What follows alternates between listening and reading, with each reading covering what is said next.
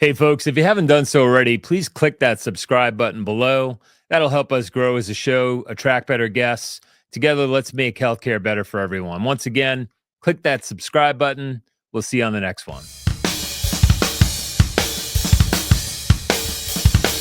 Get ready to take control of your healthcare. Here's your host, Ray Kober.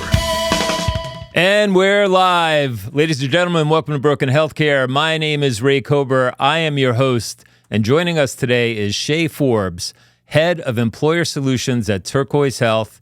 Shay helps employers take control of healthcare spending by making prices transparent and actionable. At Turquoise, he's leading the charge to bring clarity to one of the most opaque industries in America. That'd be healthcare, folks. Shay, welcome to the big show.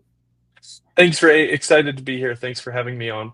Awesome. We really appreciate you being here. So tell us, insurance and the solutions in the periphery of self-funded health plans, it's an intangible. It's kind of abstract. And so help us kind of understand how you fit in at Turquoise. What exactly do you do?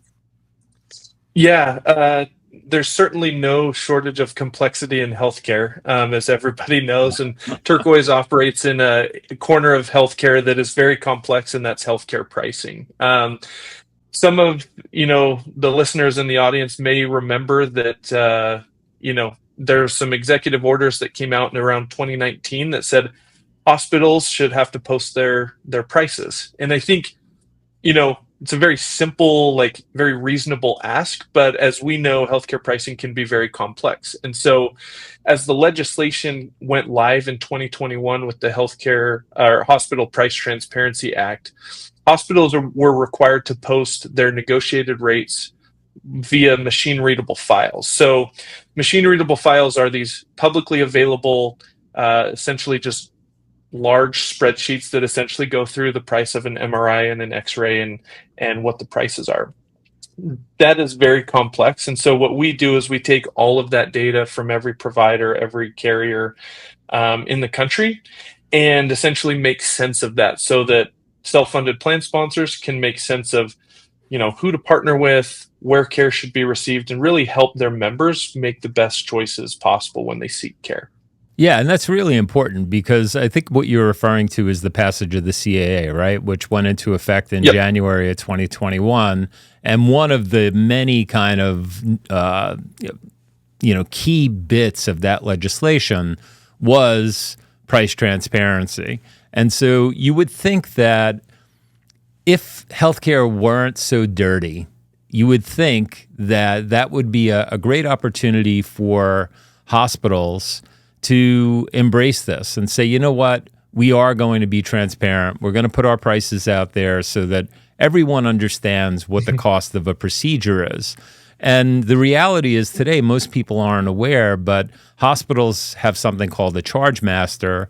And the charge master is this, huge, complex, typically machine-readable file that may have over 200 different prices for the same exact procedure or CPT code, which is mind-boggling, right? Yep.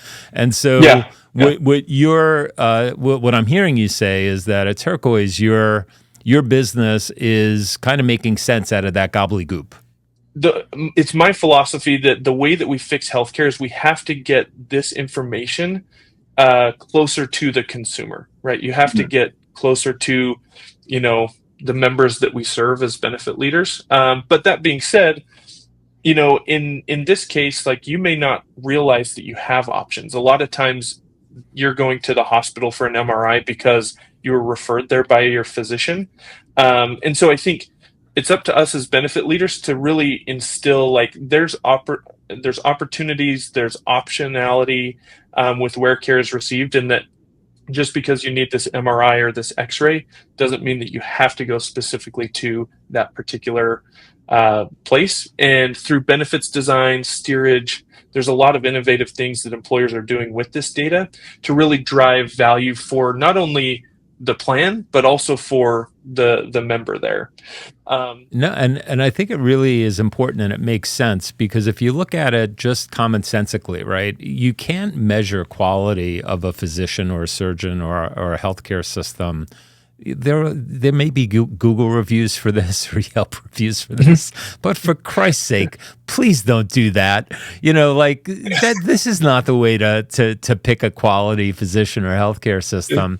But when you have folks that you have who are medical professionals, they're MDs, they're RNs, they're data scientists that are looking at the data and they're saying, well, here's what the math says, here's what the numbers are.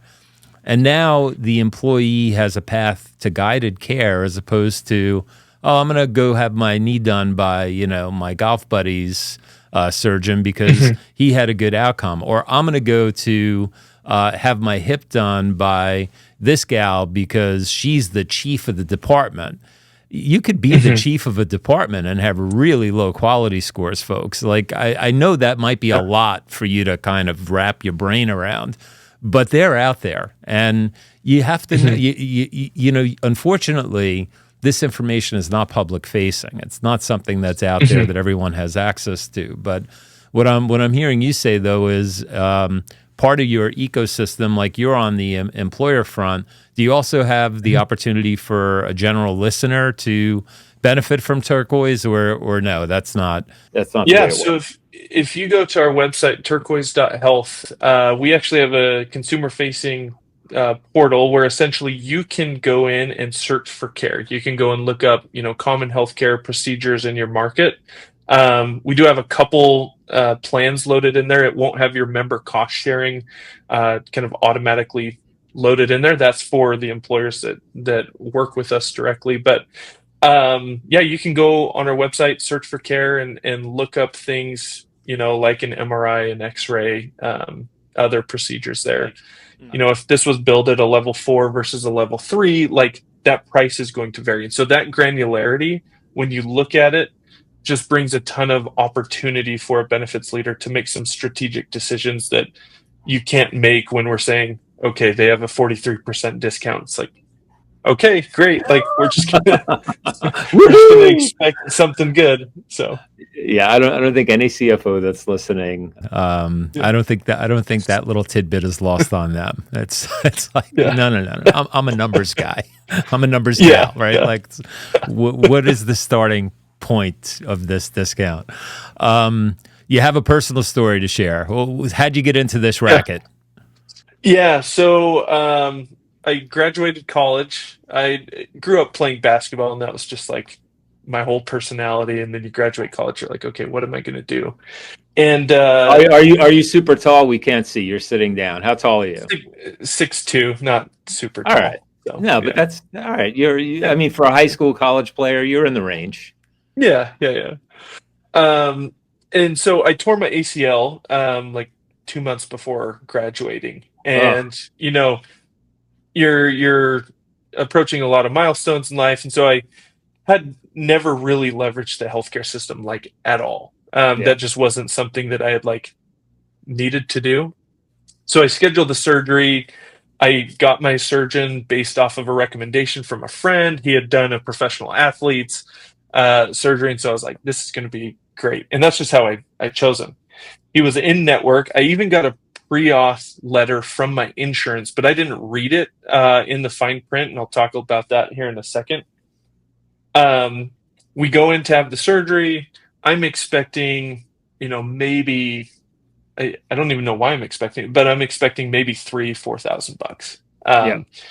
And 3 weeks later, I got a bill for $27,000, and nice. I was shocked, to say the least. And then as I looked at the fine print, it was all facility fees. So what had happened, and this is pre like No Surprises Act, this is pre CAA, all of this legislation. Right. I was surprise billed because the facility that this surgeon performed surgeries at was out of network, but the surgeon was in network. So that pre-auth letter that I had gotten was, hey, your surgeon is in network, but it said nothing about the facility, and I didn't get any pre-auth letter on the facility. All right, that's a wrap. Hit like, follow, and subscribe, and we'll catch you next time.